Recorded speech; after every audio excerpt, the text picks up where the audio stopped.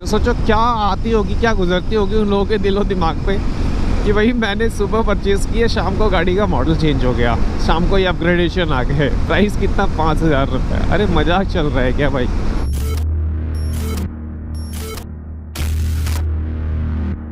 So hello everyone, welcome back to TFS Ride. Hope you all are doing very great. So here I am. Hi. So आज का ये blog, morning blog काफ़ी time के बाद में shoot करने का मौका मिल रहा है। एंड चीज़ें इतने ज़्यादा ऑक्यूपाइड हैं कि यार मौका ही नहीं मिल पाता कि कभी बाहर निकलो और उसके बाद में शूट करो।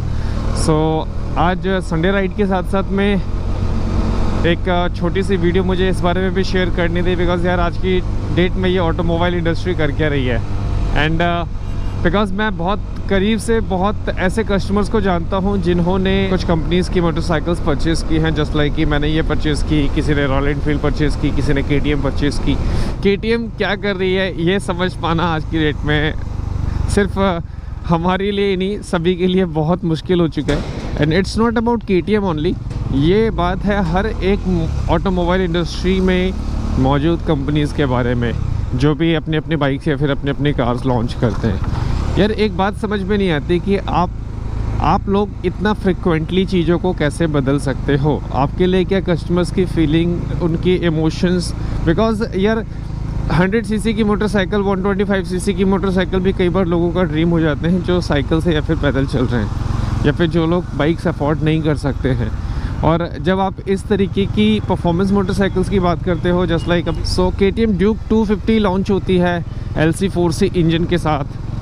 और जिस टाइम पे KTM ड्यूक 250 आई, उस टाइम पे उससे पहले ये लोग KTM ड्यूक 250 जो पहले वाला वर्जन आता था उसको ये लोग डिसकंटिन्यू कर चुके थे, काफ़ी टाइम से मार्केट में नहीं आ रही थी, तो फिर इन्होंने एकदम से न्यू बाइक लॉन्च की।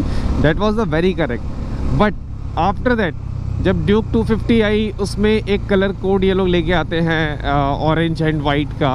अभी आप अपने स्क्रीन पे देख भी पा रहे होंगे, बहुत प्यारा कलर कॉम्बिनेशन था। उसमें black and white TFT display दिया गया था और इसके साथ में और भी कई सारे ऑप्शंस उसमें आपको देखने को मिल रहे थे। बट वो इतनी ज़्यादा एडवांस नहीं थी जितना उन्होंने KTM ड्यूक 390 को बनाया। नॉट जस्ट बिकॉज ऑफ कि उसके अंदर में आपको पावर मिल रही है ड्यूक 390 में, बट फीचर्स के मामले में वो बाइक ज़्यादा अच्छी थी। अभी कुछ टाइम पहले इन्होंने रिसेंटली, जस्ट अभी कुछ टाइम पहले की ही बात है, इन्होंने एक ड्यूक 250 कुछ लोगों ने परचेज़ की, ठीक है, आज परचेज़ की है और कल मार्केट में इन्होंने बिल्कुल न्यू ड्यूक 250 इन्होंने लॉन्च कर दी, जिसमें आपको 5 इंच का वही सेम कलर TFT डिस्प्ले जो कि ये अपनी ड्यूक 390 में दे रहे थे। और इसके अलावा आपको DRLs दे दिए जो कि आपको ड्यूक 390 में ऑलरेडी देखने को मिल रहे थे। और इसके अलावा एक दो चीज़ें इन्होंने और भी चेंज की।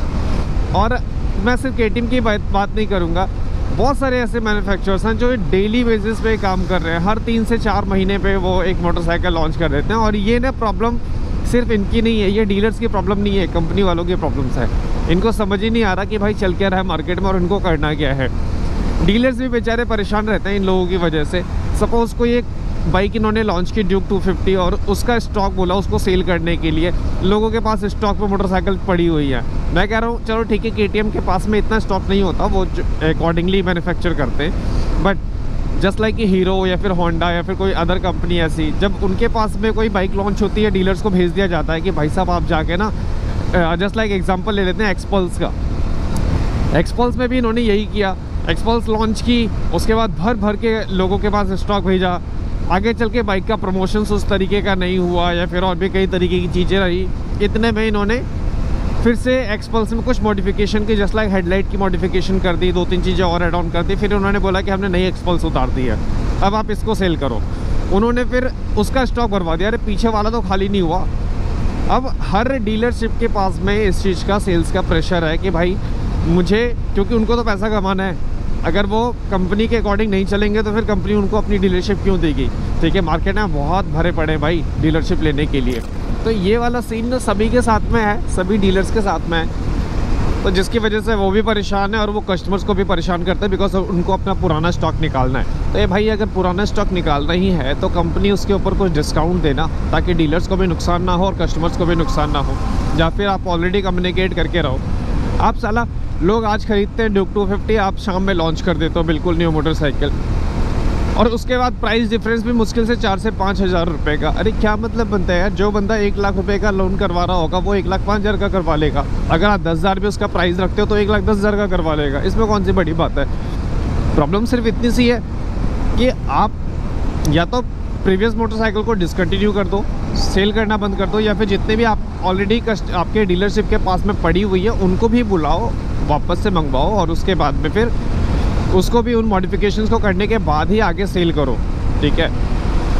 अदरवाइज़ आप लोग यार कस्टमर्स के इमोशंस के साथ में जो खेल रहे हो ना भाई, कितने लोग परेशान हैं इस चीज़ से। सोचो क्या आती होगी, क्या गुजरती होगी उन लोगों के दिलो दिमाग पे कि भाई मैंने सुबह परचेज़ की है, शाम को गाड़ी का मॉडल चेंज हो गया, शाम को ये अपग्रेडेशन आ गए, प्राइस कितना 5,000 रुपये। अरे मजाक चल रहा है क्या भाई? भाई KTM आप एक रेप्यूटेड कंपनी हो, आपकी बाइक्स अच्छी मार्केट में चलती हैं, परफॉर्मेंस मोटरसाइकिल्स बनाते हो, लोग बहुत सोच समझ के आपकी मोटरसाइकिल्स परचेज़ करने आते हैं, बहुत दीवानगी के साथ परचेज़ करने आते हैं। एंड आप लोग इस तरीके की चीज़ें करोगे तो ये तो आपसे अनएक्सपेक्टेड चीज़ें है कि आप ऐसी हरकतें कर रहे हो। तो इसके ऊपर 2 सॉल्यूशंस हैं, या तो भाई कस्टमर्स की गाड़ी को वापस लो, ठीक है, जो भी आप 10, 12 हज़ार, 15 हज़ार जो भी करना चाहते हो, अदरवाइज़ उनकी बाइक में वो मॉडिफिकेशंस करके दे दो।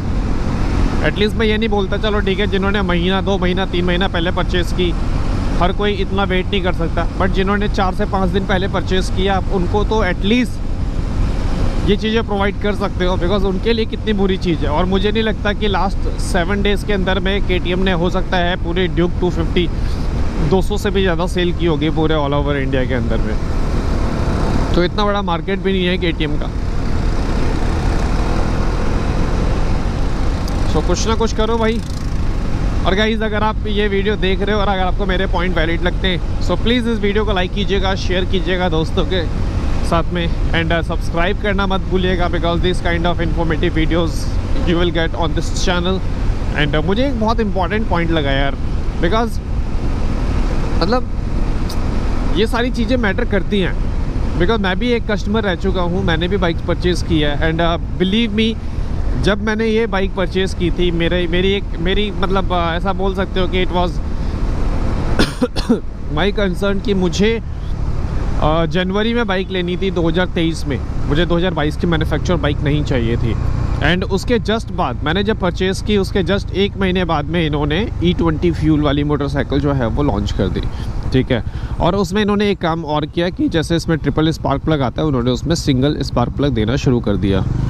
तो यार ठीक है, सिंगल स्पार्क प्लग से कोई इतना बड़ा इफ़ेक्ट नहीं आता है, ठीक है, सिंगल या फिर ट्रिपल स्पार्क प्लग, चलो ठीक है, उस वाले पॉइंट को मैं एक तरफ साइड रखता हूँ। बट अब बात यहाँ पे आती है E20 फ्यूल और नॉर्मल की। भाई आज की डेट में आप जाके मार्केट में जाके सर्च करोगे ना, आपको पेट्रोल पंप पे नॉर्मल पेट्रोल मिलना बंद हो चुका है। नॉर्मल पेट्रोल की जगह पे अब या तो E20 रखते हैं या फिर वो पावर रखते हैं, ठीक है। और आप पावर भी रख रहे होंगे तो डेफिनेटली उसके अंदर भी कुछ ना कुछ चीज़ें होंगी। सो E20 सेल हो रहा है, ये बाइक E20 कैपेबल नहीं है, तो भाई नुकसान तो करेगी ना। और ये पता है नुकसान कैसा होता है, ये एकदम से आपके इंजन को ख़राब नहीं कर देगा, आपके टैंक को ख़राब नहीं कर देगा। इट जस्ट लाइक यार एक इंसान गुटखा खा रहा है और गुटखा खाते खाते उसको धीरे धीरे करके कैंसर हो रहा है, ठीक है। तो ये वो वाली सिचुएशन है, आपके पार्ट्स धीरे धीरे गाड़ी के ख़राब होने लगेंगे अगर आपकी गाड़ी E20 फ्यूल के लिए कैपेबल नहीं है। तो कोई भी आप जो एक अच्छा सेल्स पर्सन होता है वो सजेस्ट करता है कि भाई आप थोड़ा रुक जाइए, थोड़ा सा वेट कर लीजिए, E20 आ रही है, ऐसा आ रहा है, वैसा आ रहा है। तो वो चीज़ें कहीं ना कहीं कस्टमर्स को समझ में आएंगी। भाई ऑलरेडी जो इंसान 5-6 महीने, 7 महीने, 8 महीने वेट कर चुका है, ठीक है, जो साल भर वेट कर चुका है, एक ड्रीम लेके चल रहा है इन मोटरसाइकिल्स को परचेज़ करने का, क्यों नहीं कर रहे हो आप उनके साथ में?